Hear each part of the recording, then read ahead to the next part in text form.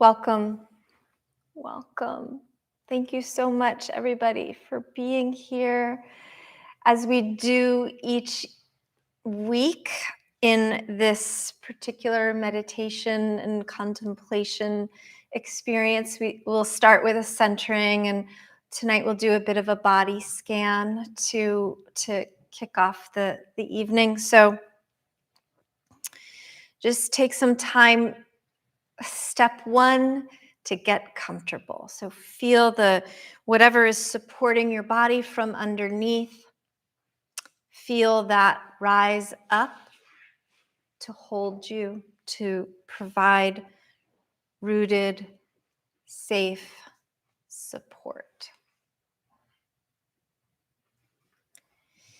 Step two, bring your awareness to your breath and feel the experience of welcoming the inhale and releasing the exhale.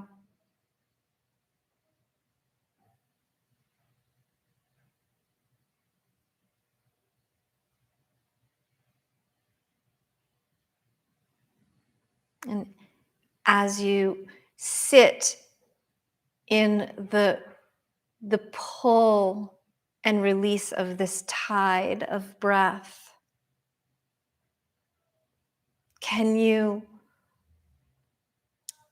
cultivate some sensibility of a softening into and through the edges?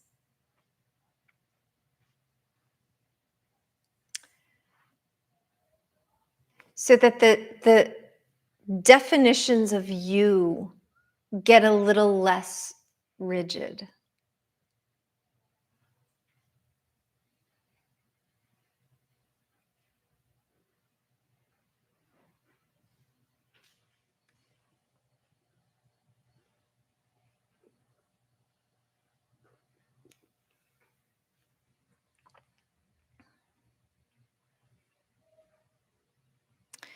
And now bring your awareness to the crown of your head.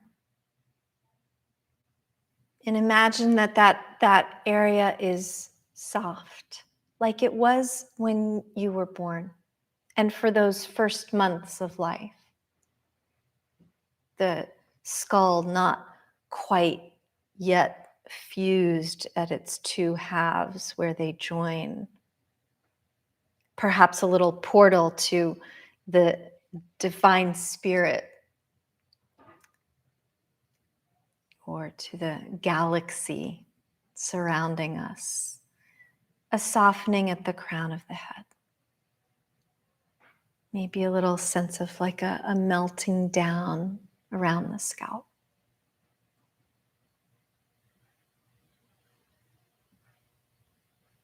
And then awareness to the brow, the space around your eyes.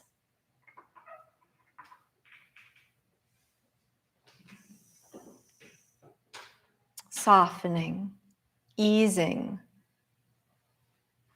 Space around your ears. And these sense portals also softening in their receptivity, so that sight and sound is not muted in a way that you don't experience it, but the sharpness of it diluted, so that whatever you see and hear during your practice of mindfulness is not a harsh presence, just softness, easeful presence. The face, the space in your face, the cheeks, the chin, the jaw, around the mouth. Imagine there's a little bit of a melting, a softening, an easy state.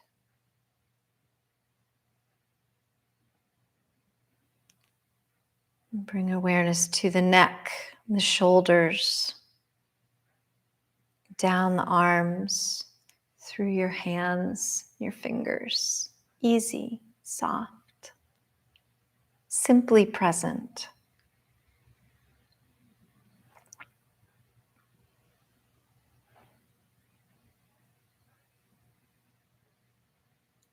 The chest, the heart center, the shoulder blades on your upper back. Inhale and allow them to drop as you exhale. Let go of tension.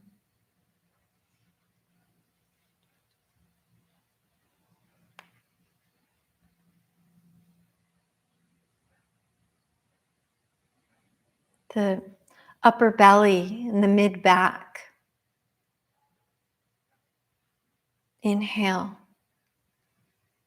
into that soft, supple, easy space that holds the base of your ribs. Exhale, release.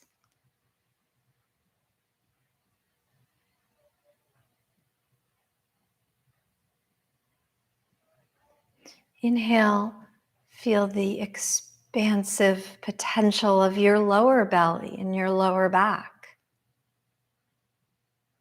Places where we can tend to hold so much tension. Let them be, simply be.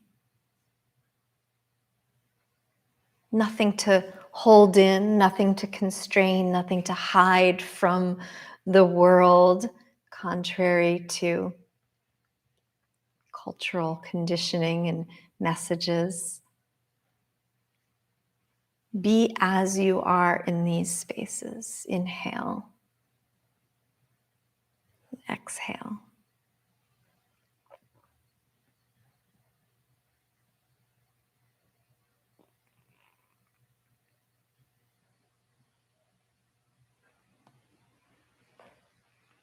Can you imagine that the pelvis itself can express its natural born flexibility through sides of the hips, built to move, built to be soft and capable of flowing as you go with life. Breathe into that space with ease, with soft, easy presence.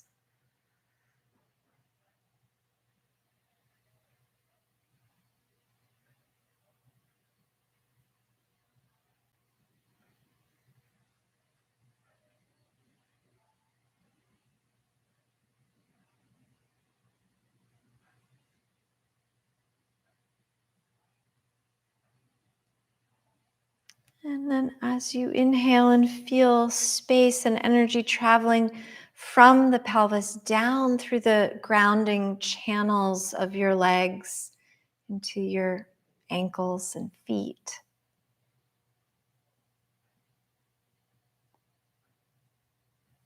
Inhale and exhale. Be soft.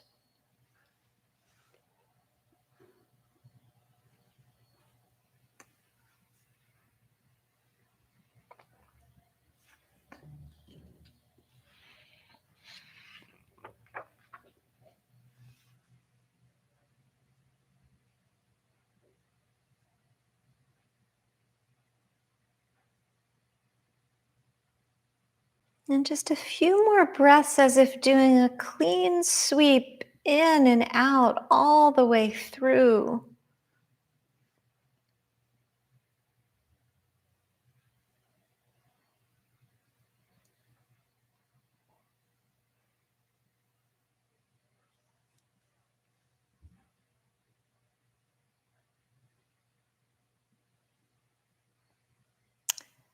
Almost as if your breath has the gentle power of a paintbrush, softening the edges of the lines on the canvas.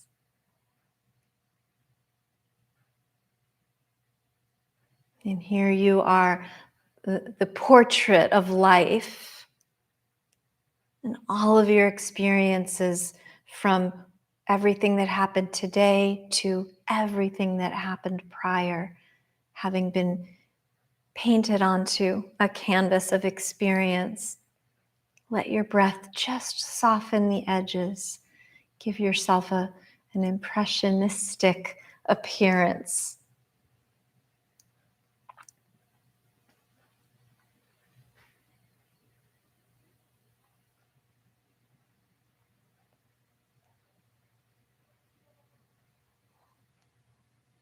And then with your next inhale, begin to gather up your focus.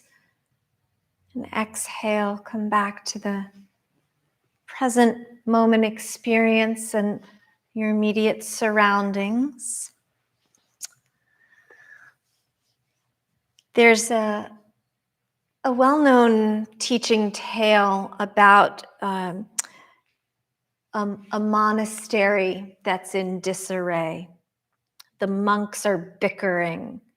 Things aren't getting fixed around campus. Nobody really has been able to find agreement about who should be in charge and what the vision of the monastery should be and how to be present for each other and for newcomers and honor the traditions while making progress going forward. So just a lot of dysfunction in the monastery. Frustration reigns everywhere. So they seek help from an elder. And the elder comes to visit and spends a few days. And he does, his purpose is to do an assessment and to try and figure out like what they can do to get things back on track. So after a few days and lots of interviews with people and lots of tours of the facilities, the elder says to the committee of monks that has convened to try and fix things, he said, you know, I actually don't have a lot of specific advice for you because I'm not really sure exactly how to guide you right now, but I can promise you one thing that I know to be true. God is here. And all you have to do is listen, and God will tell you what your next steps should be. I gotta go. Bye. So the elder's gone, and the monks feel like, well, what good was that? we still don't know what to do. They're astonished and mystified and frustrated and first of all, he was no help. And second of all, how could God be here when things are such a mess? But they do take to heart what he said. This elder suggested that God is walking amongst you. And I don't know which one of you is his incarnation, but it's one of you here. So the monks are like, well, shit. What if it's him who I yelled at last week? What if it's her, the cook, whose food I was critical of and didn't say thank you for? What if it's the guy who came to fix the heat and I was really short with him? So they start to ask each other, are you God? Like, well, I don't think so. Are you? I don't know. And then they start to think, well, if it was God, would God admit it? They start to be nicer. They start to be more patient. They start to treat each other as if each one was God. Every interaction was preceded with this notion of like, be careful what you say. What if I'm talking to God? And they start to notice that everyone is behaving with a little more respect, a little more compassion, a little more patience, a little more kindness.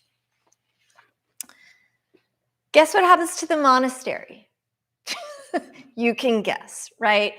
Things improve, the food tastes better, the facilities get fixed.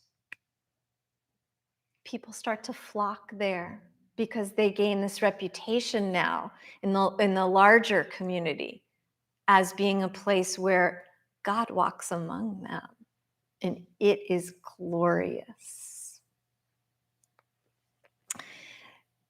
There's a song, there was a popular song that came out in the mid-90s by Joan Osborne. You might remember it, some of you. What if God was one of us? Just a slob like one of us? Just a stranger on the bus trying to make his way home? Of course, it was very controversial in some circles. However, the sentiment was similar to this one. And a really good reminder that the things that grind our gears, that really like get us in a tizzy or in a state of tension or frustration or worse, anger or doubt or fear or depression, these things that grind our gears are part of a much larger machinery, so much bigger than our personal petty problems. And not just that, but so much bigger than our big problems, so much bigger than our ingrained habits and societal dysfunctions. Everything's so much bigger. But the problem is that when our own personal gears get ground by something, and we forget that we do possess the tools to clean them up. We can lubricate our own gears. We can get things running smoothly again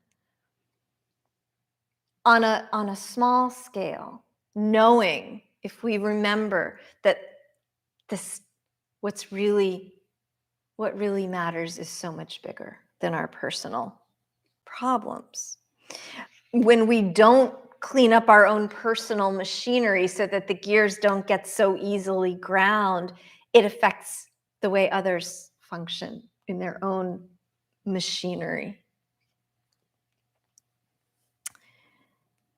The philosophical yogic traditions includes lots of detailed lists, lots of reasonings and sets of explanations about how and why and where things go wrong. There's lists of mental activities that prevent us from being peaceful. There's lists of obstacles that are on our path. There's lists of how we misperceive the world and the causes of our universal causes of suffering. Lists of what to do with the challenging people around us. Lists of reasons, ways that we can overcome those challenges. And almost in every case in these sacred texts, these lists are followed by a simple statement of, well, just remember to breathe, or just remember to keep your focus on one larger abiding truth, one principle that supersedes all these things. And inevitably, that one thing, whether it's signified by the breath or represented by a larger understanding, is experienced by pausing, stepping back, understanding the bigger picture, the wider expanse of things, knowing that our particular painting on our bound canvas is just one of a massive landscape. And that in this way, we can meditate on the realm that is free of all this clunky, gadgety, breakdownish machinery. And that there's a much more subtle potential, sukshma, that can sum up the powers of these bigger understandings, and to say, this is bigger than me. So, as a way of practicing with these ideas, I'll invite you to just acknowledge your favorite litany of the things that go wrong, the things that break you down. Maybe you can think of just one most recent thing that grabbed you, that started to grind the gears a little bit, that started to feel like friction inside. And sit with that for a moment and answer it with a silent repetition of, this is bigger than me. This is bigger than me. So we'll take some time to get comfortable. If you want to change your position in any way, switch the cross of your legs, sit up if you've been lying down, lie down if you've been sitting up, however you'd like to enter into this next phase of meditation. And the idea is not to dwell on the litany, not to dwell on the thing that got glitchy for you, but rather to, every time it rises up in your conscious realm, to answer it with this silent repetition of, it's bigger than me.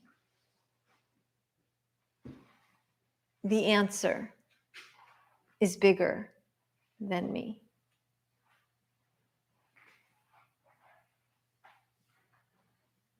So as you come to once again tune into the steady ground and the steady breath rising and falling,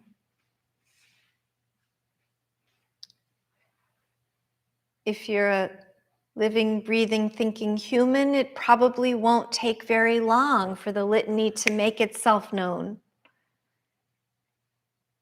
And once it does, like a quiet, patient shepherd of peace, answer it with, no, it's bigger than me.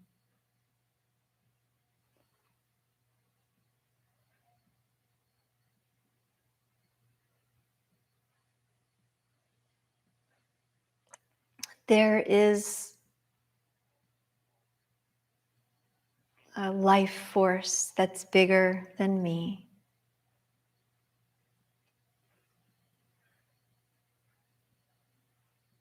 Let my breath tune into that. Let me turn down the volume of my small mind and turn up the volume of this essence that's bigger than me.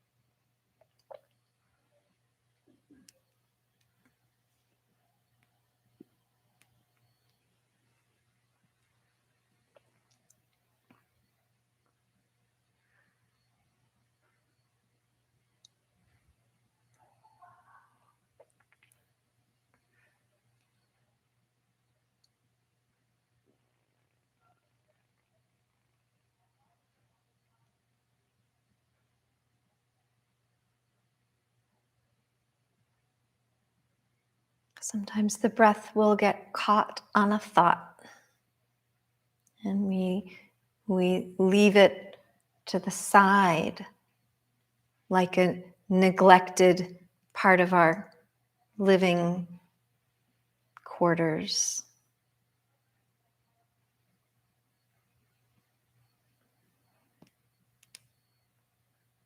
And we can tune back into the next breath and begin again with the reminder, it's bigger than me.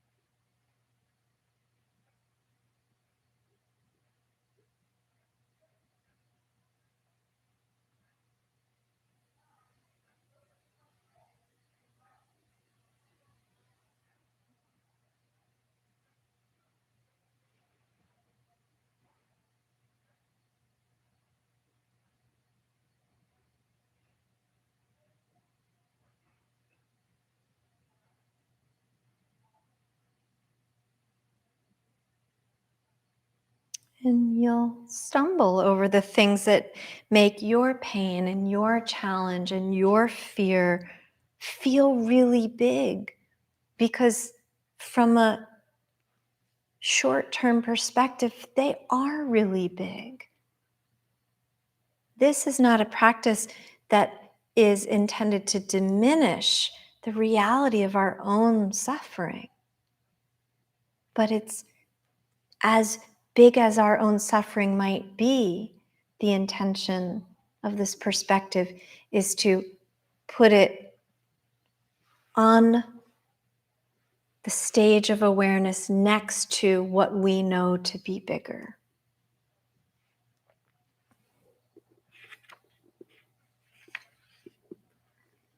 Part of suffering being bigger than me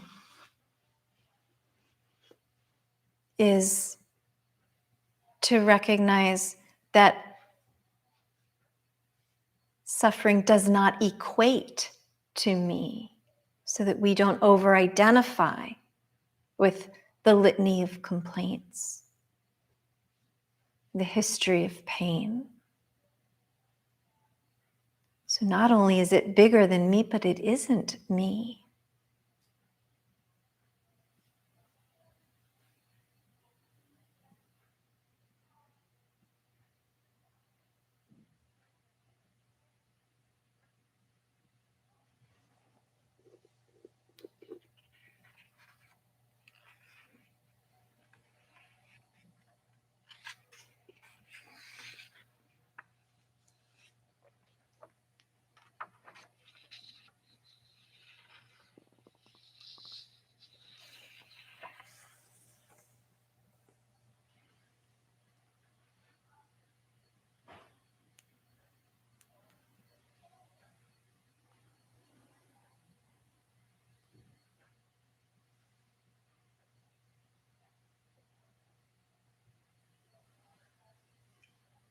As the breath gets caught in the grinding gears of our mind's machinery, begin again.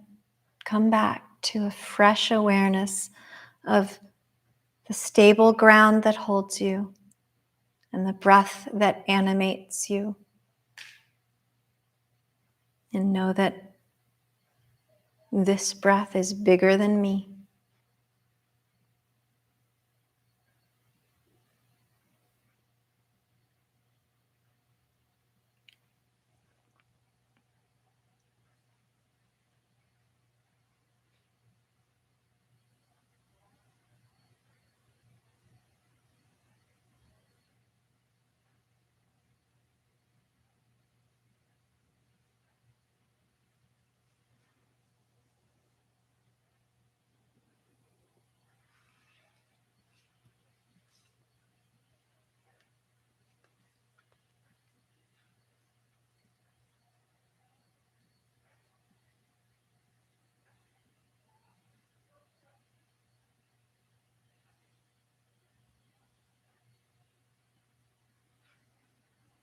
Just take 3 more long, steady breaths.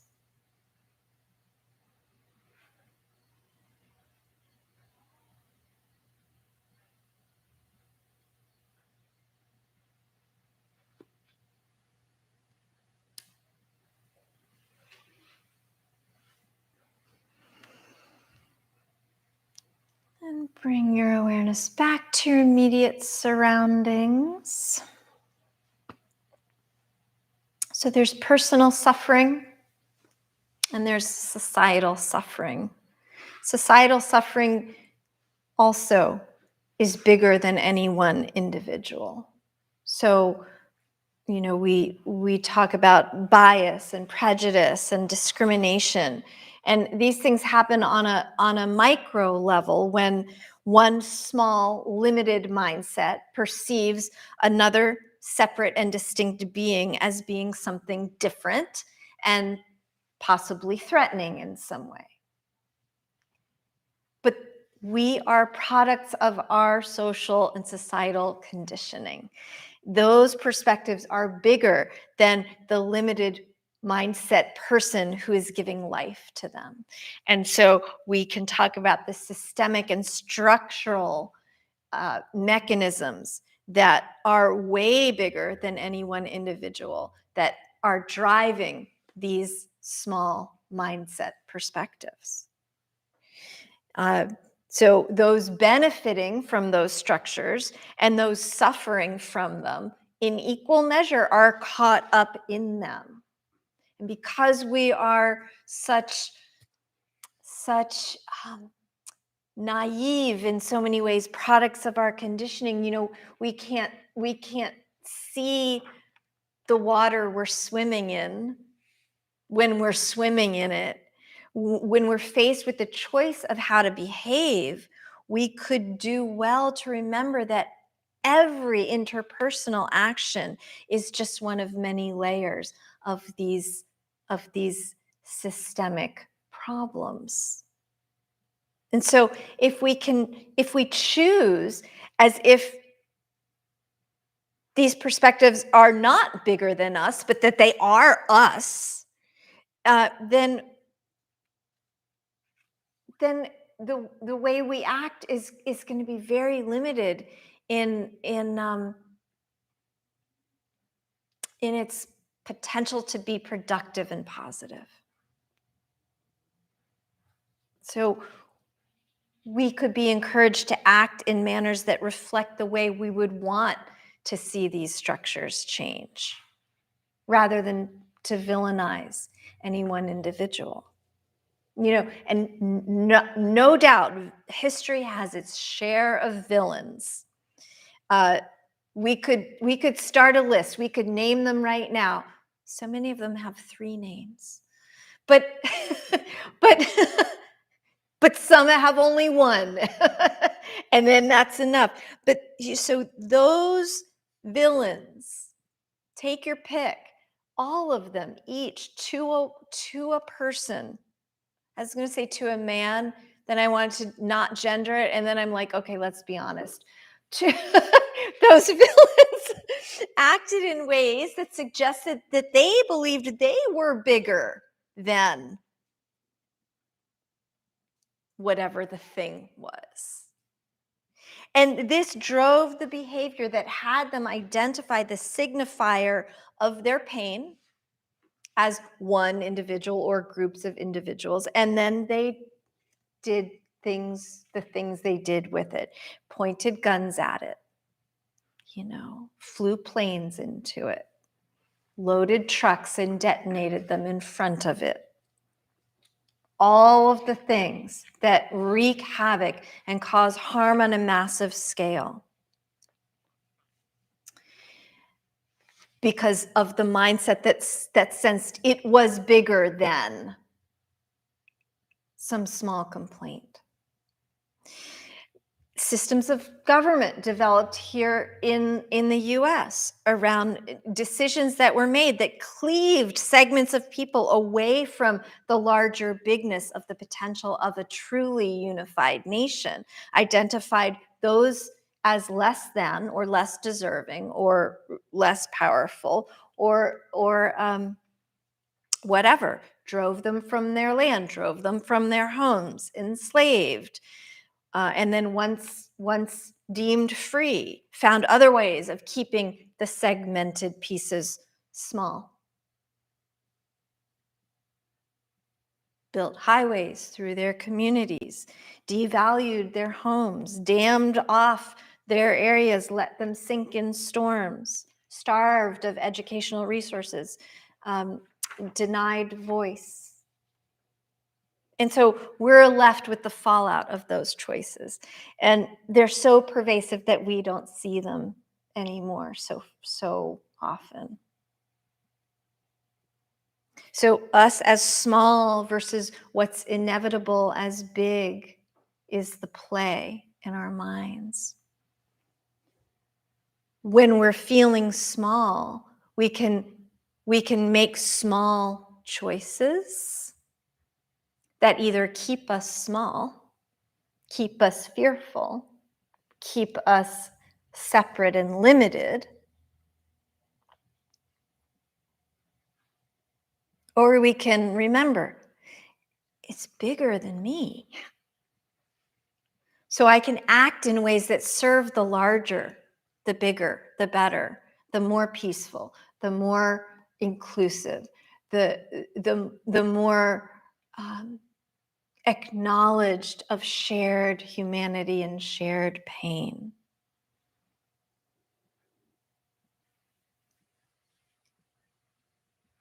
Otherwise, we're stuck in this cycle of smallness that breeds shame and contempt and guilt or blame. Or we can step outside of that and puts us into the wisdom centers of compassion and loving kindness and equanimity and righteous joy.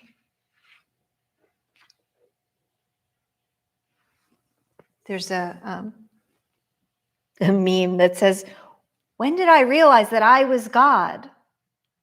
Well, I was praying and then I suddenly noticed I was just talking to myself, forgetting that it's bigger than me. So I want to invite you again into some quiet contemplative space where you recognize that in our smallness, we're at once powerless over the larger landscape, but in fact quite powerful if we can align our good intentions with that larger power of life force, that thing that can be called so many names, but really is nameless and formless, like the breath itself.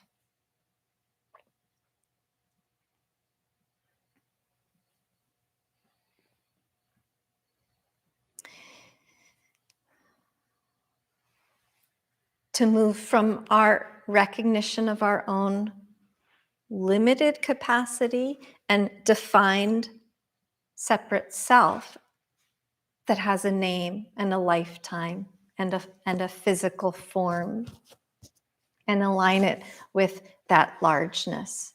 To say that the power inherent in that divine presence is bigger than me.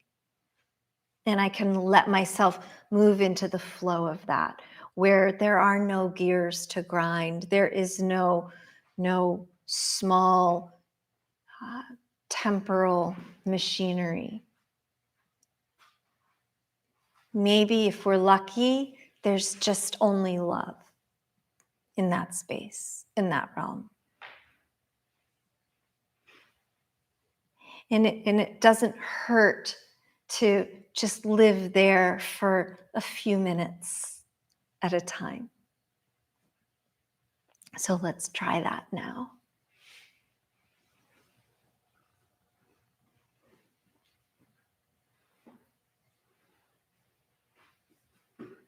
Yes, we still have jobs. Yes, we still have problems. Yes, we still have pain.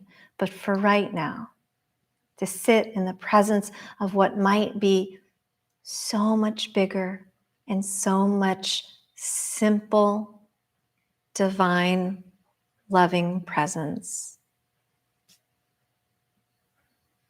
that it empowers us to take the next necessary steps.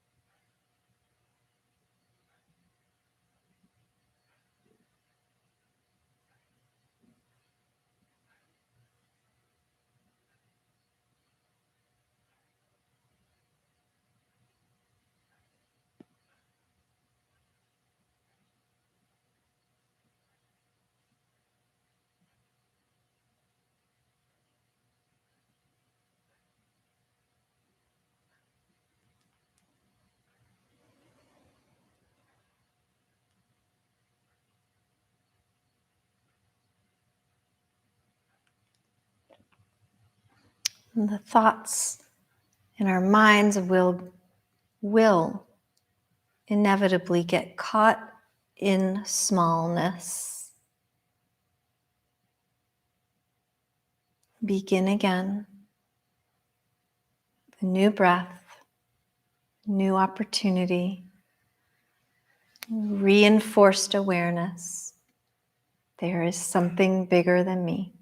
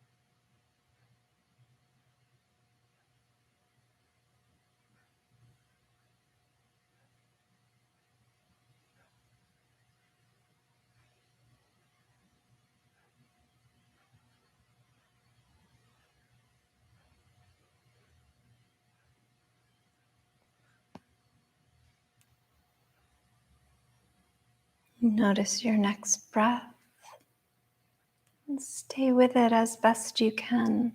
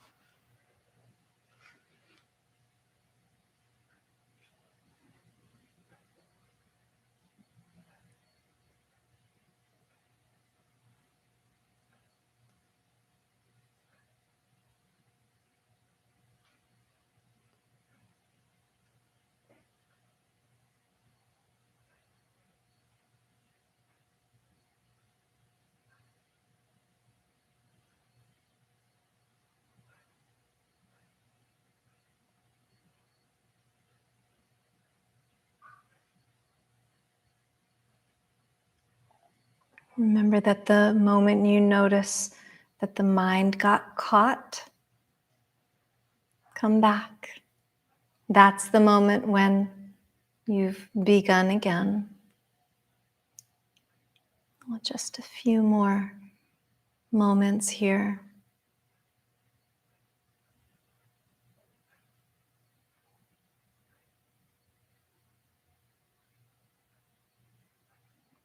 Chances to feel ourselves in a state of flowing awareness that is so much bigger than we are individually.